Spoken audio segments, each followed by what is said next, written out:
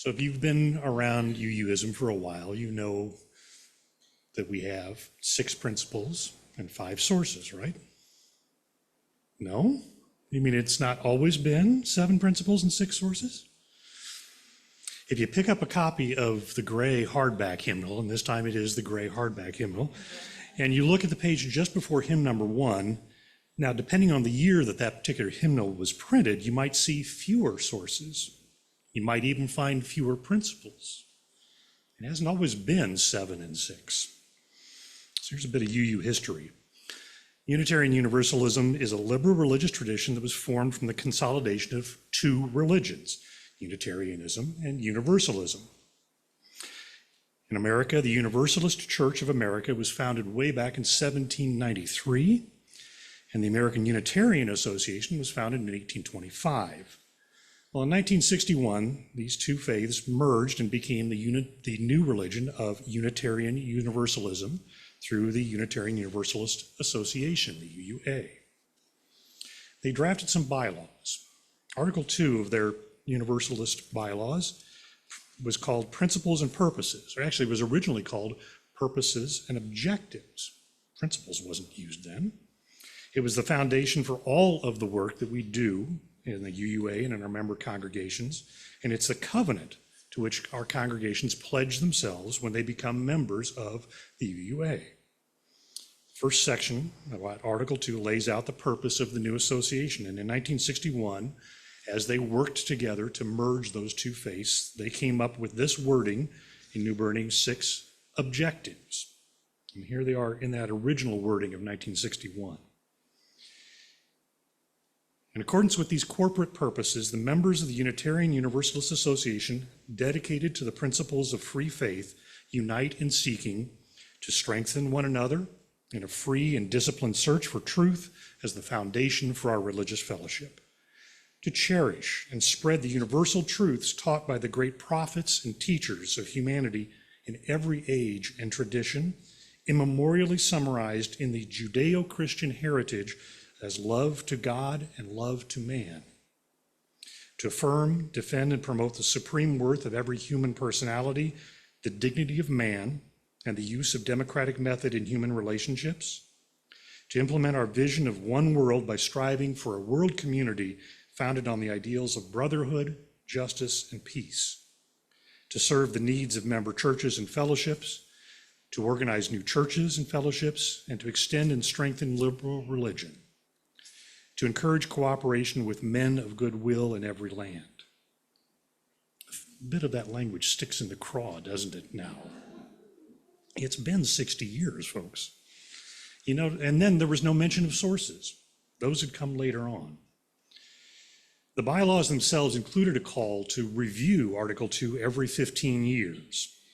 Reverend Meadows stated a couple of weeks ago, or actually last week in her sermon in the video, covenants that aren't renewed become rigid and inflexible, like a clay vessel. And they may break or break the hearts that they contain. The first major review of Article 2 was led by UU women. It began in the late 70s and continued in various ways and stages through 1984. In 1981, a non-sexist version of the principles and purposes drafted by various women's groups was presented to the General Assembly. And after contentious debate on the revision, a motion was approved to set up a Purposes and Principles Committee. We love our committees. To study the issue and report back to General Assembly the following year. Well, more discussion, more revisions came after 1982. A committee circulated a draft to all the congregations that was debated in 1983. And after some additional changes were submitted, the final draft to the General Assembly came in 1984 and was adopted by a wide margin for continued study 1 more year. The bylaws require that once those changes are proposed and they're voted on to say, yes, this is now a good version, they have to wait 1 more year in reflection. And then in 1985, a second vote was done at General Assembly, and it passed with only 1 dissenting vote.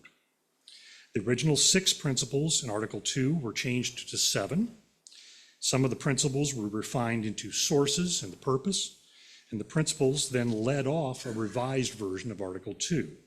We, the members of the member congregations of the Unitarian Universalist Association, covenant to affirm and promote the inherent worth and dignity of every person, justice, equity, and compassion in human relations, acceptance of one another, and encouragement to spiritual growth in our congregations, a free and responsible search for truth and meaning, the right of conscience and the use of the democratic process within our congregations and in society at large, the goal of world community with peace, liberty, and justice for all, respect for the interdependent web of existence of which we are a part. In that 1985 version, 5 sources were cited. The living tradition, which we share, draws from many sources, the direct experience of that transcending mystery and wonder affirmed in all cultures, which moves us to a renewal of the spirit and an openness to the forces which create and uphold life. Words and deeds of prophetic people, which challenge us to confront powers and structures of evil with justice, compassion, and the transforming power of love. Wisdom from the world's religions, which inspires us in our ethical and spiritual life. Jewish and Christian teachings, which call us to respond to God's love by loving our neighbors as ourselves.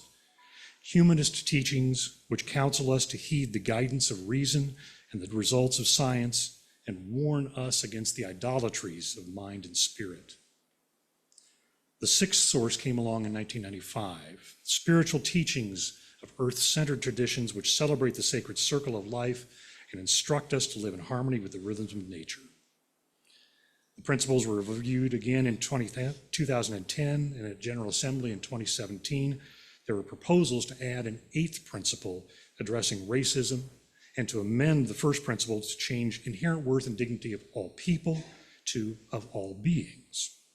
Now, neither of those passed in 2017, but a second source was changed from prophetic words and deeds of men and women to prophetic people.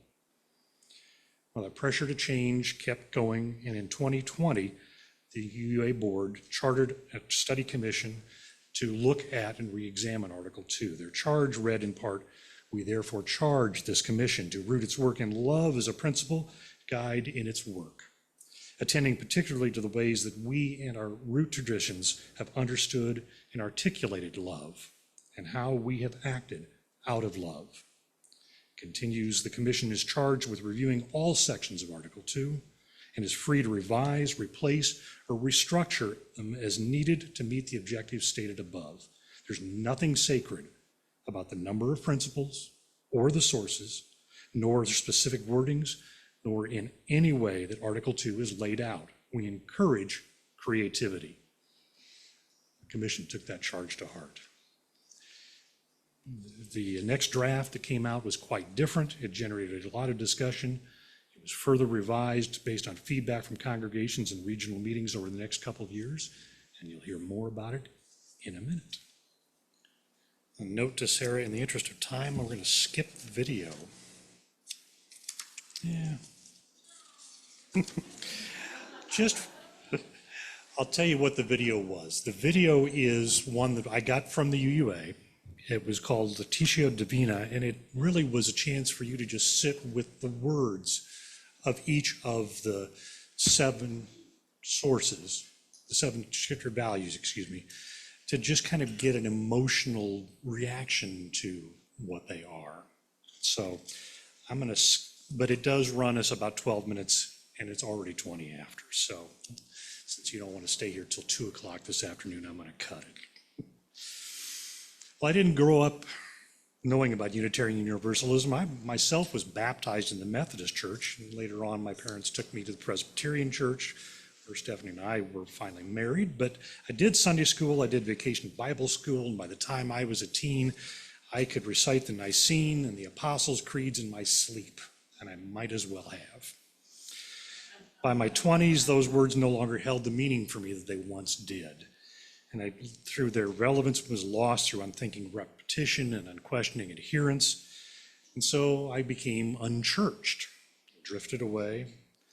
I got married in a church, but that was pretty much it.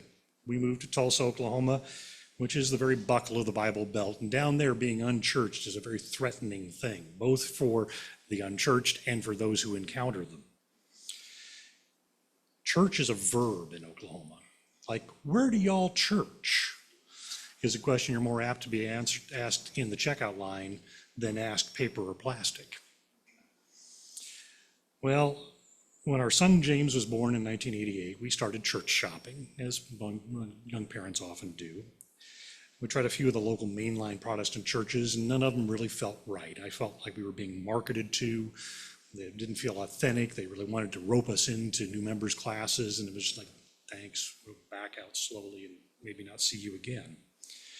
But Stephanie offered up this. When Stephanie was young, her mom took her to First Unitarian downtown and did some religious education down there.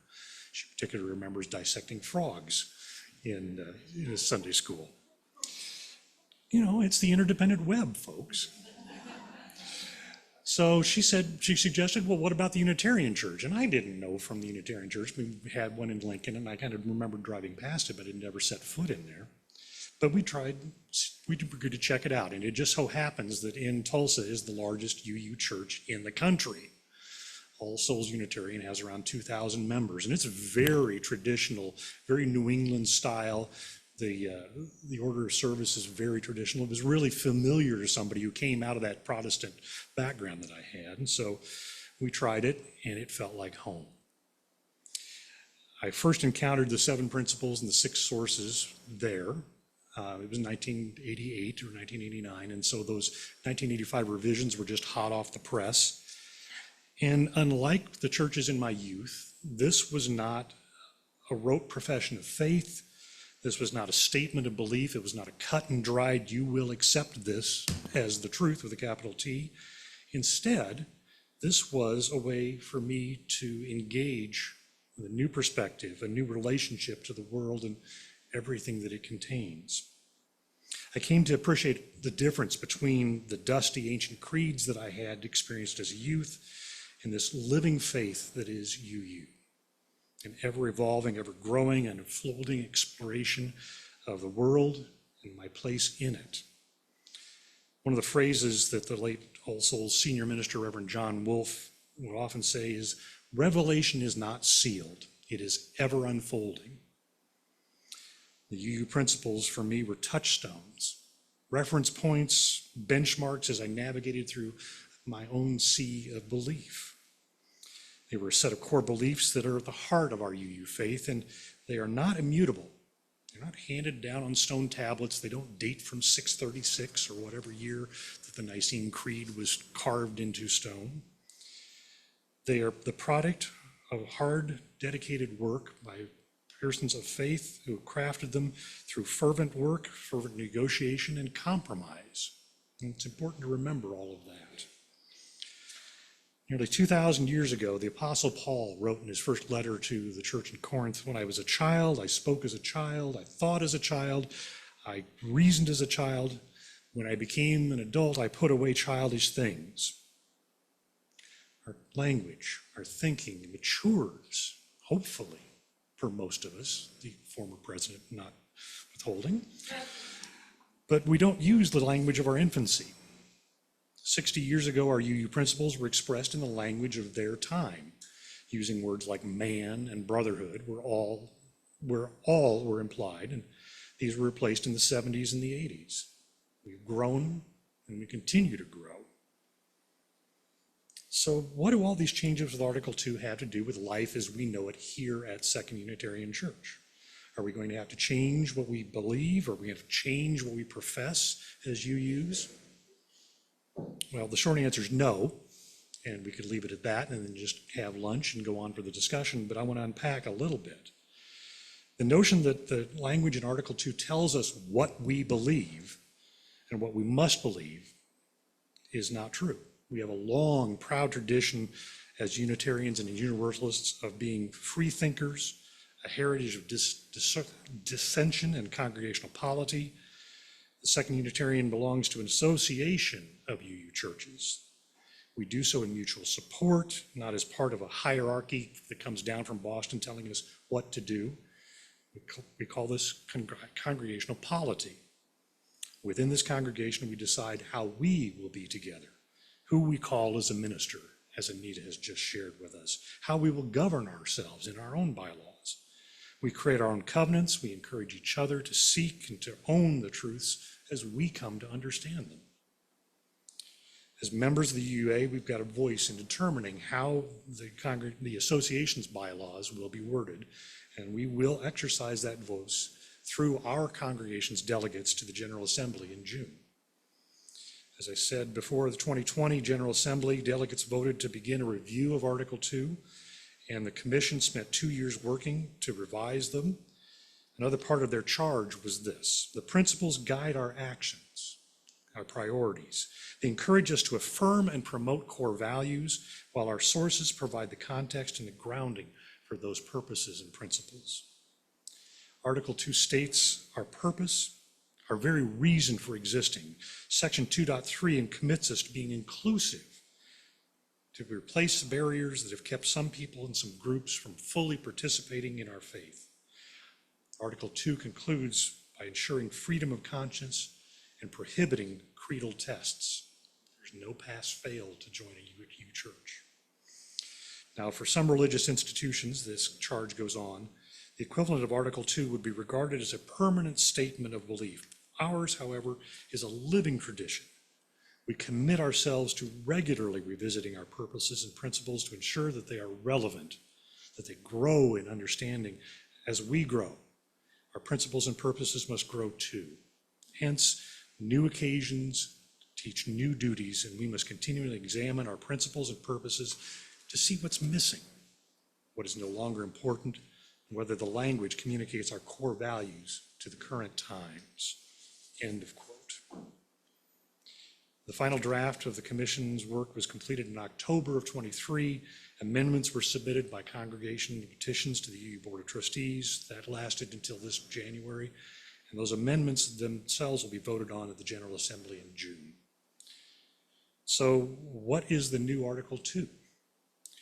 Well, the purposes and covenant proposed by the commission begins with a statement of purpose of the UUA, the reason for the UUA, our association, to exist. And it goes back, putting that first, to the way that things were in the original 1961. Here's the purpose of the association, and then following that with what is it we believe. First section of Article 2, Section C, 2.1, the Unitarian Universalist Association will devote its resources to and use its organizational powers for religious, educational, and humanitarian purposes. Its primary purposes are to assist congregations in their vital ministries, to support and to train both leaders, both lay and professional, to foster lifelong faith formation and spiritual development, to heal historic injustices. It's a new clause. To support and encourage the creation of new Unitarian Universalist communities, and to advance our Unitarian Universalist values in the world. The Unitarian Universalist Association will actively engage its members in the transformation of the world through liberating love. Sarah, I'll ask you to get ready with that slide. So the next section is a revised covenant and a statement of shared values. As Unitarian Universalists, we covenant congregation to congregation and through our association to support and assist one another in our ministries. We draw from our heritages of freedom, reason, hope, courage, building on the foundation of love. Love is the power that holds us together and is at the center of our shared values. We're accountable to one another for doing the work of living our shared values through the spiritual discipline of love. Inseparable from one another, these shared values are, and this, called the shared values flower diagram, is included in the proposed Article 2 bylaws. Now, editorially, this is me speaking, this evolution of 7 principles is the most striking change of all to Article 2. It's transformed them from a list into this graphical depiction of shared values with love at the center, overlaying a flaming chalice. Love has always been a part of the declaration of who we are as UUs.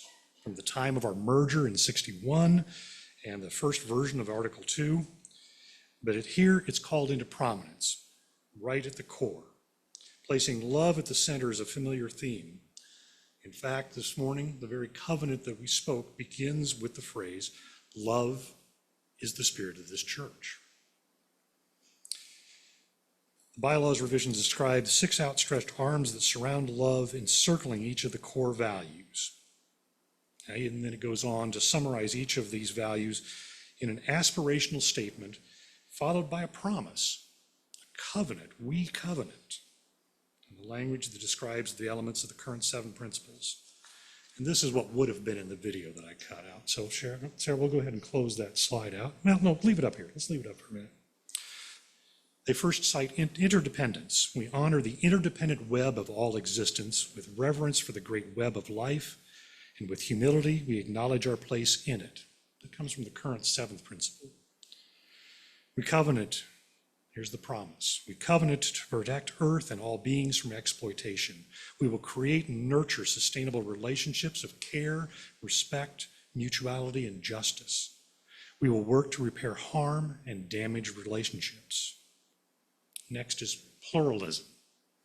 We celebrate that we are all sacred beings, diverse in culture, experience, and theology.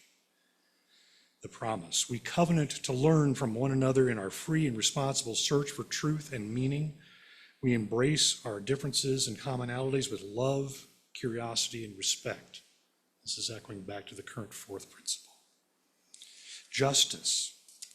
We work to be diverse, multicultural, beloved communities where all thrive. We covenant to dismantle racism and all forms of systematic oppression. We support the use of inclusive democratic processes to make decisions within our congregations, our association, and our society at large. And this draws from the current 2nd and 5th principles. Transformation. We adapt to the changing world. We covenant to collectively transform and grow spiritually and ethically. Openness to change is fundamental to our Unitarian and Universalist heritages, never complete, never perfect. From our 3rd principle, revelation is not sealed. Generosity. We cultivate a spirit of gratitude and hope. We covenant to freely and compassionately share our faith, presence, and resources. Our generosity connects us to one another in relationships of interdependence and mutuality. From our 6th principle. Equity. We declare that every person has the right to flourish with inherent dignity and worthiness. There's our 1st principle. We covenant to use our time, wisdom, attention, and money to build and sustain fully accessible and inclusive communities. Well, following the statement of shared values, the list of 6 sources becomes this paragraph on inspirations, and it starts out with almost an exact verbatim wording of the current 1st source. Direct experiences of transcending mystery and wonder are primary sources of Unitarian Universalist inspiration. These experiences open our hearts, they renew our spirits, and transform our lives. We draw upon and we are inspired by sacred, secular, and scientific understandings that help us make meaning and live into our values. These sources ground us and sustain us in ordinary, difficult, and joyous times. We respect the histories, contexts, and cultures in which these sources were created and are currently practiced, grateful for the experiences that move us, aware of the religious ancestries we inherit, and enlivened by the diversity which enriches our faith, we are called to ever deepen and expand our wisdom. There's a statement on inclusion that follows, and it wraps up with a section on freedom and belief. Both of these are very, very similar to what is in the current bylaws. And there's a lot to digest here, and if you'd like to dive deeper into this, there's a lot of resources that the UUA has at their website, uua.org/re/Article 2, just the numeral 2. And I'd really highly recommend, I've got a copy of it with me today if anybody wants to look at it, Theological Reflection on the Proposed Revision to Article 2 by the Reverend Dr. Sherry Prudhomme. Really dives deep into the spiritual basis for all of these shared values and how they are stated in the bylaws. We're going to have a discussion right after the service. Joanne and the Faith Connections team are here. They're going to set up a little bit of nosh for us, I think, and then we'll engage deeper with Article 2. Those on Zoom this morning, there are no breakout rooms. You are all invited to just stick around. We'll keep the camera running and up here to have you as part of the discussion as well. And with that, let's the free flow of ideas open our minds and hearts in an ever-evolving search for truth and meaning that is the hallmark of our living faith. Blessed be.